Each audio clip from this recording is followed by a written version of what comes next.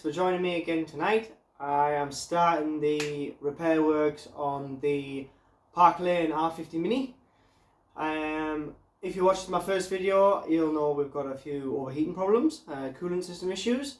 So that's what I'm going to tackle first before we start getting into suspension and brakes and things like that. Suspension and brakes, fairly easy, straight cut, you know what you're getting into. But the coolant system, I wanted to get into it to see what was going on. So a little bit of background, the car is leaking water very badly from what I think is the radiator. It's either a radiator or a piece of pipework very close to the radiator, because it is right at the front. It's filling the bumper up with coolant while you got the engine running. And it also overheated on me when I picked it up. Now the overheating problem, I'm not too concerned about. I think it's probably a water pump problem, as it doesn't overheat when it's sat still idling. If it was a head gasket problem, I feel like it would overheat all the time. There's no signs of head gasket. It's not blowing water out of the cap. It's not boiling over. There's no oil mixing with the coolant. So I think it's just an old coolant system that needs a bit of love.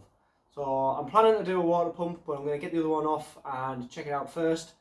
I'm planning to do a radiator, but again I'm going to get it off and check it out first in case it's a pipe that's split. And we need to have a look at the coolant fan, because I don't think it's working. I didn't realise at first, but when it overheated on me on my way home with it the other night, I pulled over at the side of the road just to give it a couple of minutes to cool down, and the fan wasn't running. Now I think about what happened, there was no fan. And on these minis, these R50 minis, the ones with aircon have a fan with a resistor pack on it. That resistor pack fails and basically stops your fan working. It's really dead easy to check visually.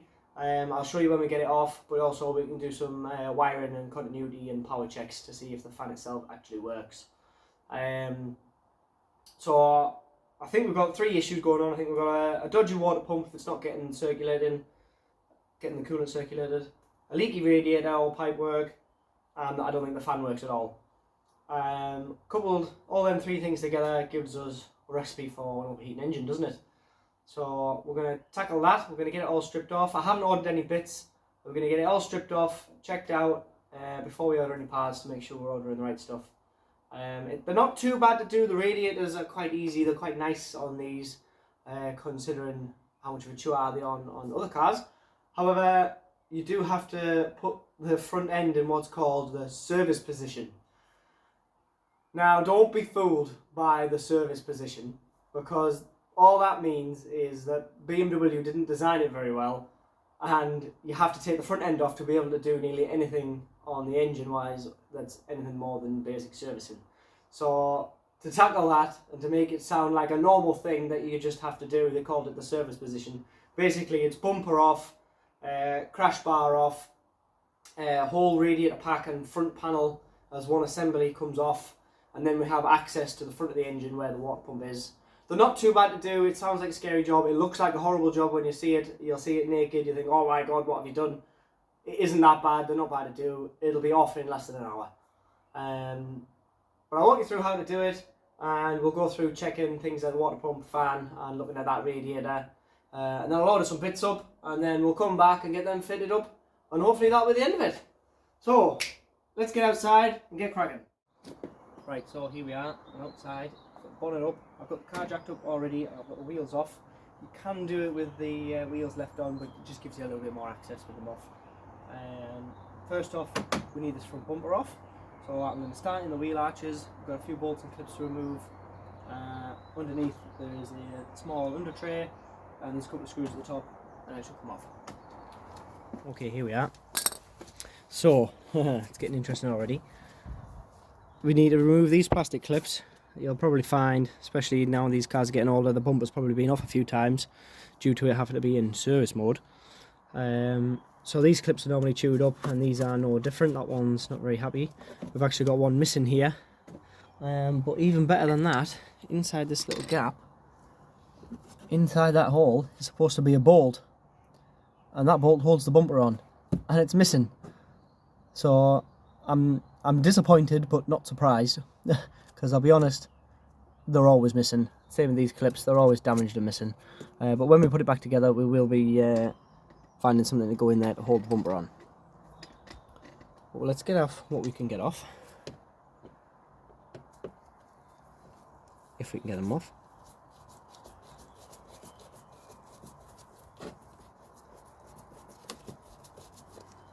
You'll have seen these clips before. Once you get the little plastic screw out, this then shrinks and allows you to pull it out the hole. But as like this one, they usually round off. So what you can do is just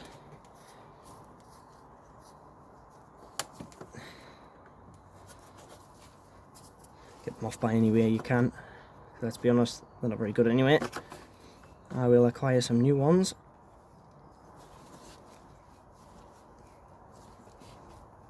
Once you've got a little gap, get yourself some side cutters and just get in behind it. Oh, clip dropped a bit, so that's not what I wanted to do.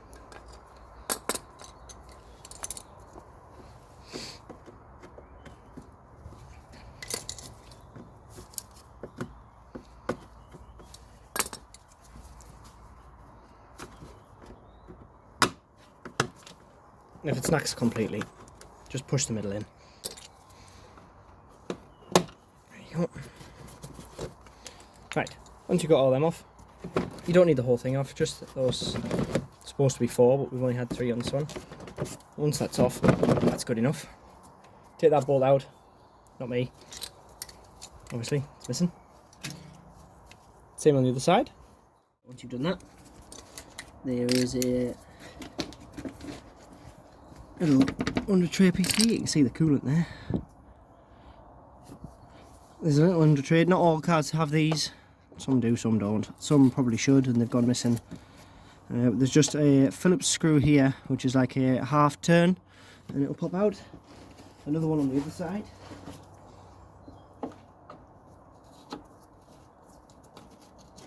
we go. And then this just slides out.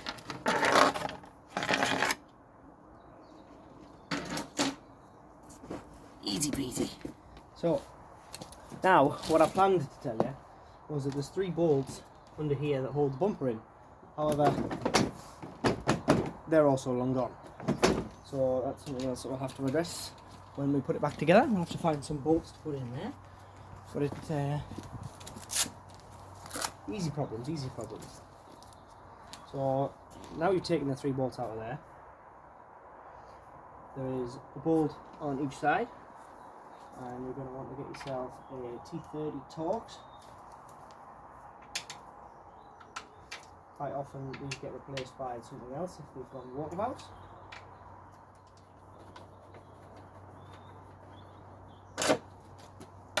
That's 2. Okay, so now that is the bumper, all the fixings are now out. So there's a couple of little clips which just clip into the aluminium crash structure. So you're just going to want to pop them out.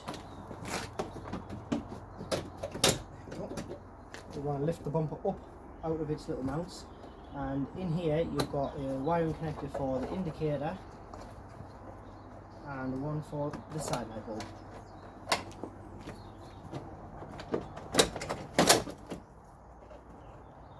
Same on this side.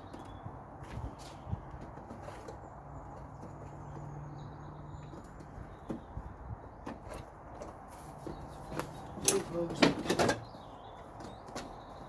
there is the outside temperature air sensor just unclips, and the bumper's off.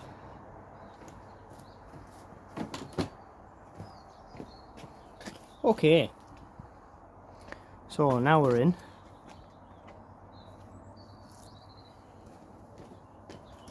So this is the aluminium crash structure, which is held on by a couple of bolts.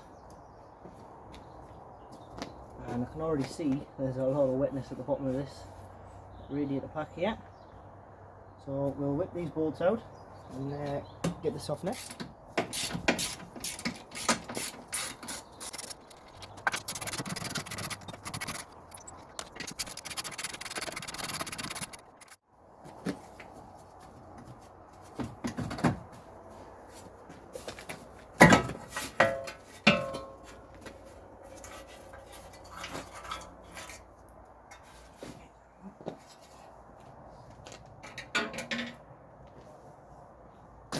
Alright, now we have the radiator pack exposed.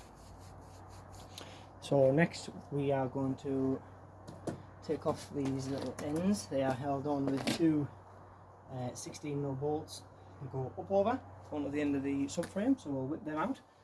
That gets these off and out the way.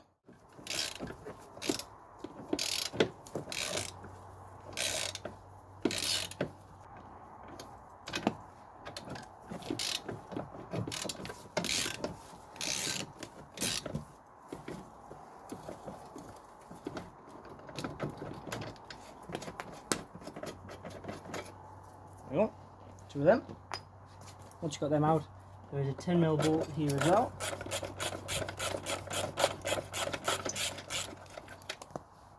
Put that out, and this end will come off. Sometimes they're just like a little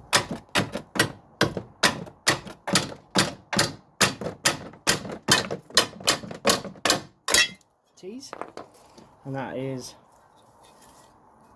the front panel support, I guess you could call it. Do the same on the other side. Alright guys, we've had a little bit of unexpected occurrence. I think the car has had a little bit of a bash on this side at some point in its life, and you can see this is a little bit bent. That should be straight. I'm not too worried about that because I think I could probably straighten that out. It's quite meaty. I'll put that in the vise and straighten that out. That's not a problem.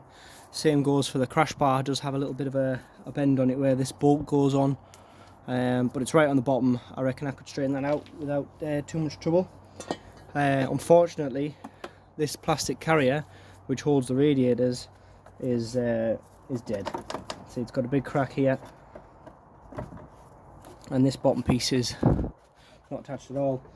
Now these are quite fragile because they're the full width of the car, so if you have a nudge or a little bump or a car park scrape or anything, these really do take the pain of that, which I think is probably what's happened to this car at some point in its life. That doesn't mean that this is a no-go. It doesn't mean you shouldn't buy a car if it's got a little bit of damage like this. That could have been done by a curb, it could have been just a little nudge on the bumper is enough to smash that. I think something low down here has hit it and broken all this and bent that piece of structure there. But the chassis legs are absolutely fine. There's no untoward reason to carry on, but we are going to have to find a replacement one of these plastic radiator carriers. If it was just a little crack or the bottom bit loose, I could maybe have done something to repair it, but with the crack up there as well, it's had its day, hasn't it? So we'll carry on and get it off. Just something else to add to our shopping list. I'm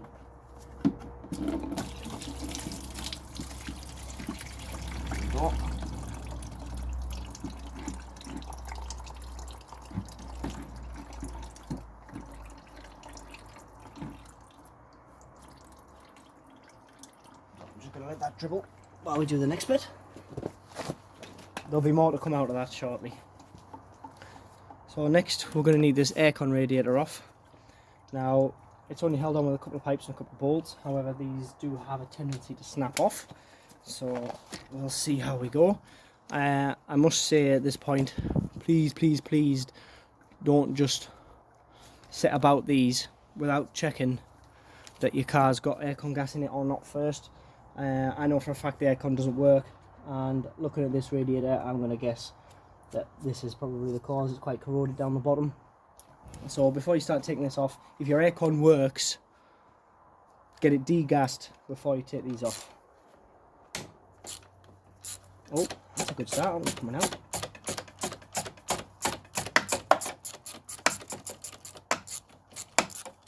There's one. I've got one. Oh. If it snaps, it's not the end of the world, because I'm probably going to put a new one of these on. Ah, it's going to snap.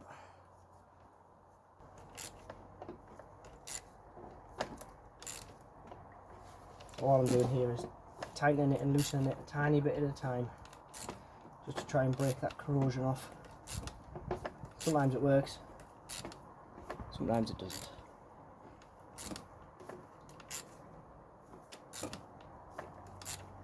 Oh, there we go, she's let go.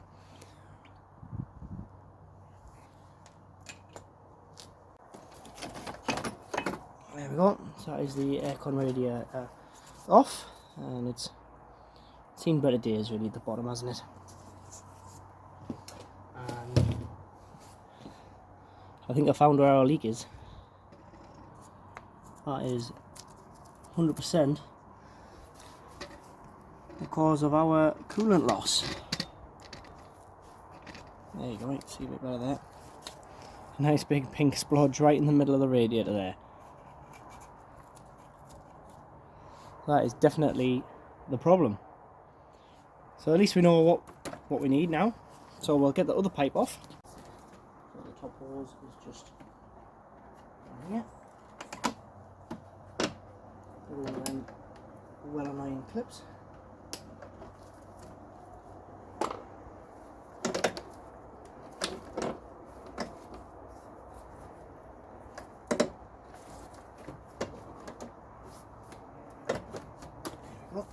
Off. So now we need to disconnect the fan wiring, which is just this nice plug here. Some early cars have 2 plugs for the fan. If you've got a 01 or 2 or 3-ish fan with aircon, you'll have 2 plugs up here to undo.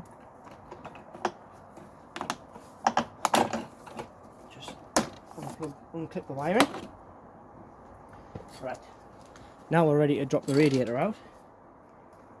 So we've got 2 little pegs on each side that just come out. Pull the center out, and the whole peg comes out. So this is the radiator and fan now fully disconnected.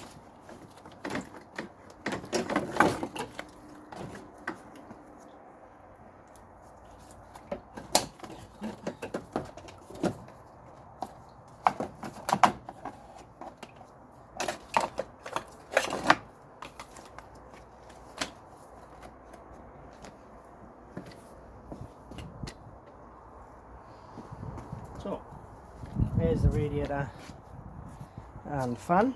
You can drop this off with the aircon still attached, the aircon radiator still attached, but I did want to take it off just to try and get a visual on what was going on. So the fan's not seized, that's a good thing. Just pop it off. The fan just pops off with a couple of clips. There's the fan unit. Suspected broken.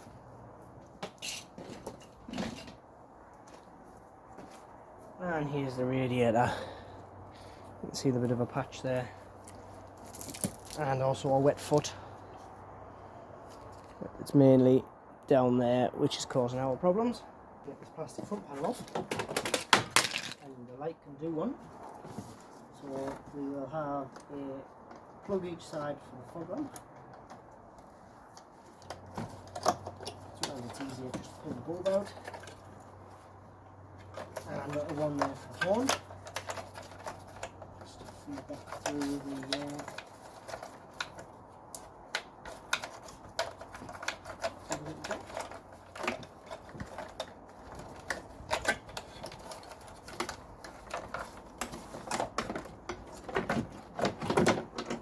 same from the other side.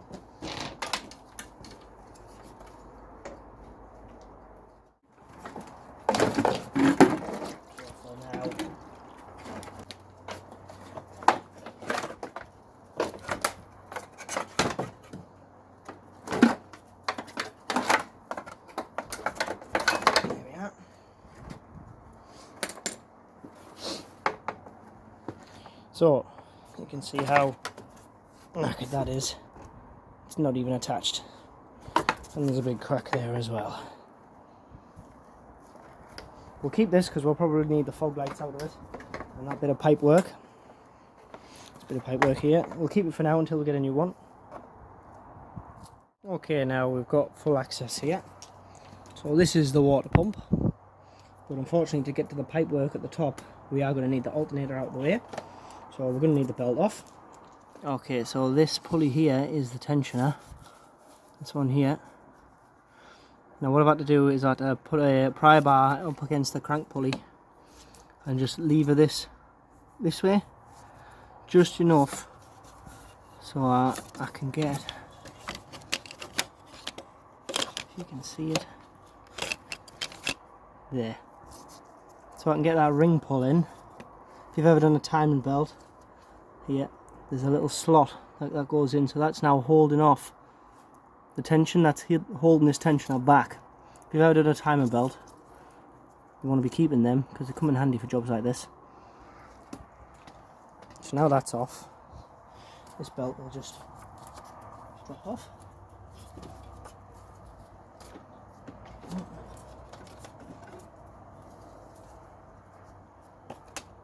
And actually, that belt's not in too bad a condition. It's not in focus either. There's no cracks in it. No reason why we can't use it. Okay, so alternator. So I have already disconnected the battery. So we won't end up zapping things we don't want to be zapping. And you don't want to be zapping anything. So, alternator is just 3 10mm volts.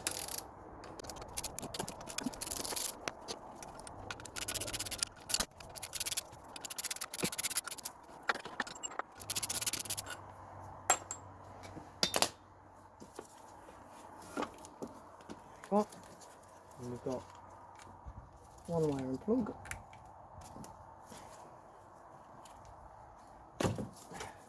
And a 13mm nut for the power lead.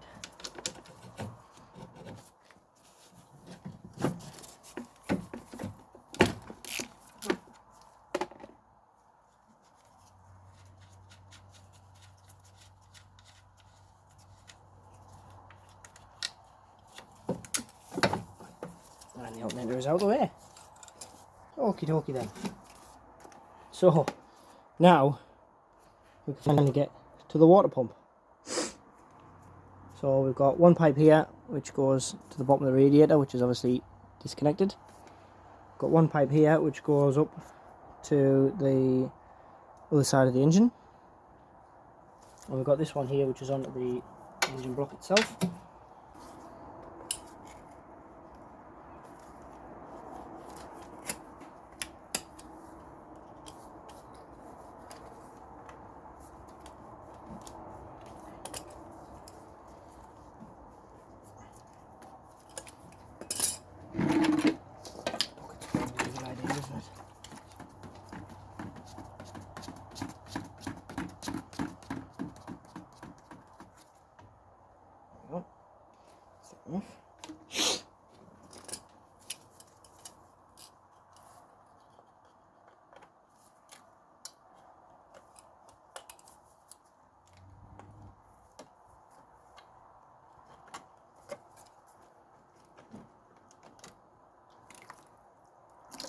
That one off.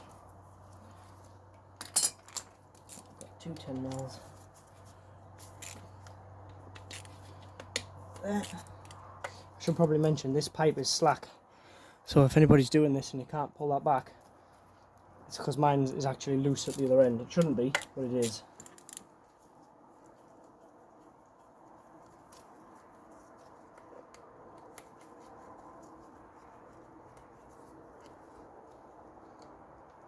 Bolts out there,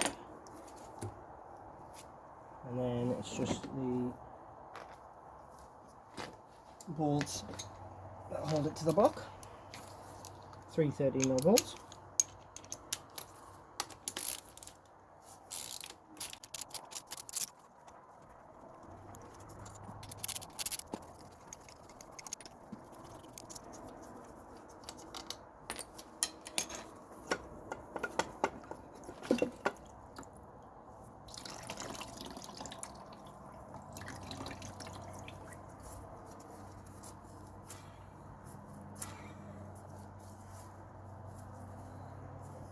Can you hear that?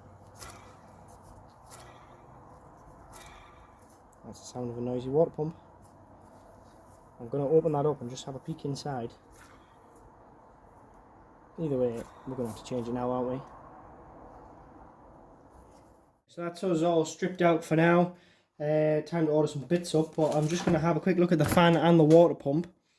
This is the fan off of the car. If you have a R50, 52, 53 with aircon, this is the type of fan you will have. Sorry, there you go. Now, these fans have this little green resistor on, and I can tell straight away that this one is broken. If you can see, now I'll get you a little bit closer. You see this wire on the outside? That is broken. So this resistor is not letting any power through because it's broken, quite clearly. It's the easiest way to check. If that wire is broken there, this resistor is no good. Now, obviously the motor itself could still be faulty. So I've rigged up as a little test rig. I've just got on the floor down here that you can't see a 12 volt car battery rigged up to this power probe. So it's just positive and negative, and I can give power to the motor. So this is the plug. I've already followed the wire along. We've got two red wires, which are both power, and a black wire, which is earth. So I'm going to clamp this crocodile onto the earth. So now the motor has direct earth. So now all we need to do is give it a power, which is this blue wire in here. We've got the two red wires in, power to the resistor, and the one wire out to the fan.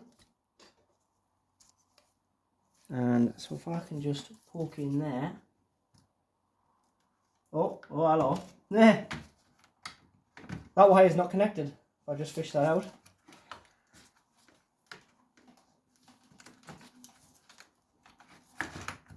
That wire is completely snapped off. So the fan is not connected to the car at all. But I can just check to make sure I'm right if I just poke down this wire. Hey! That fan, the fan motor, is perfectly fine. So the problems we've got here, obviously this snapped wire, and the resistor is no good. These fans are fairly expensive to buy new, and they're not too cheap second hand, and obviously if you get a second hand one, you're going to end up in possibly the same problems.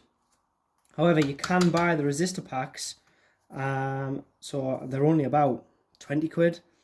So I think that's probably what I'm going to do, is it only unbolts and obviously disconnects inside. Don't need to disconnect that one. And then you just join the three wires back up. I've done them before, they're not too bad. There's a little bit of a fanny on trying to get all the connections neat in there, but it's not too bad. So I think that's what we're going to do. We're going to get a new resistor pack for the fan. So that'll solve that problem. Okay, I've tried taking this water pump apart, but them screws aren't playing ball, they're just rounding straight off. I've had a torch down this end, and I can't really see anything wrong with the water pump, other than it's a bit just rusty and a bit manky in there. There doesn't appear to be any damaged impeller or anything, but it is a bit rusty in there. But it's noisy. Can you hear that? If I stop the torch rattling.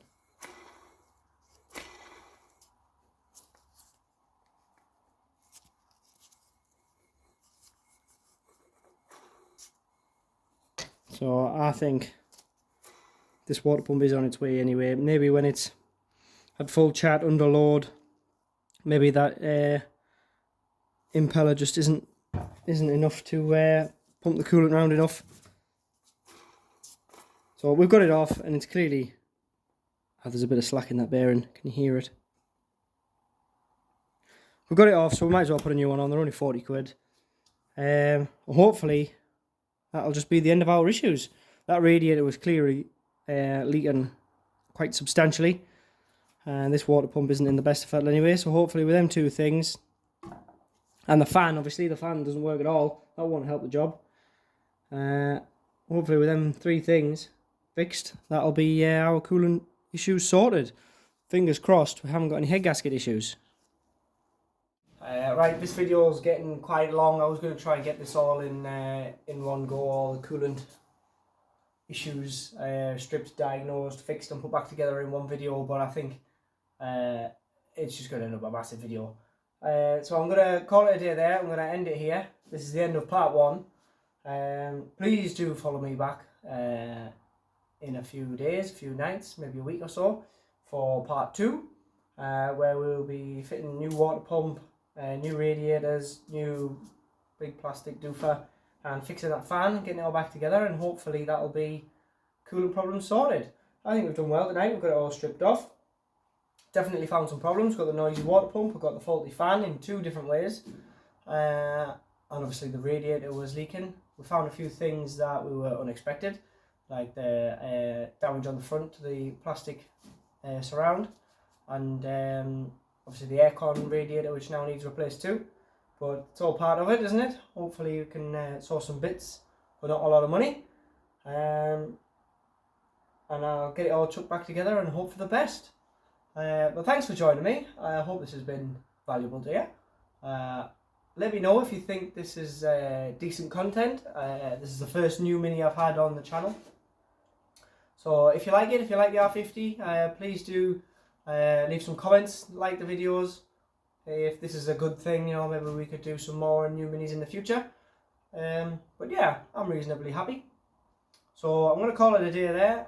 Thanks for joining me. Don't forget to like, share, subscribe. I'm Ed. This is Ed's Mini Empire, and I'll see you next time.